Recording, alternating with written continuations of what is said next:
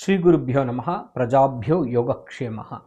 ఇప్పుడు సామాన్యంగా గోత్రం అనేది చాలా ఇంపార్టెంట్.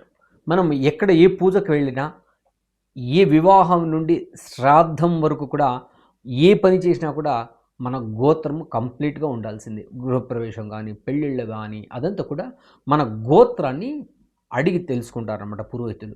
మన గోత్రం ఏంటి అంటే తెలియనప్పుడు ఏం చేయాలి?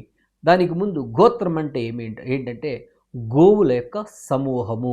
అదేవిధంగా గోత్రం ఉంటే ఆ వంశము, ఆ యొక్క పరంపర వృద్ధి చెందడము అని అర్థం కూడా వస్తుంది. అదేవిధంగా ఈ గోత్రానికి సంబంధించిన వాళ్ళు ఈ సప్త ఋషులు ఉన్నారన్నమాట.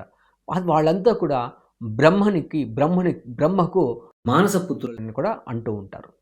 చాలామందికి ఈ గోత్రం తెలియక సతమతం అవుతూ ఉంటారు. శివగోత్రం, విష్ణు గోత్రం, లేదంటే ఉన్న వాళ్ళు అన్నీ చెప్పుకుంటారు, వాళ్ళ వాళ్ళ గోత్రం వాళ్ళు అదన్నీ కూడా చెప్పుకుంటారు. తెలియని వాళ్ళు ఏం చేయాలి అంటే కశ్యప గోత్రాన్ని చెప్పుకోవచ్చు. అంటే మనమంతా కూడా కశ్యప వంశానికి చెందినవారు కాబట్టి మంది కశ్యప గోత్రం అవుతుంది. అంటే దీన్ని ఎందుకు చెప్తున్నామంటే చాలా వరకు ఈ కాలంలో వాళ్ళ గోత్రం తెలియదు, వాళ్ళ కులదేవత తెలియదు, వాళ్ళ గ్రామత దేవత తెలియదు.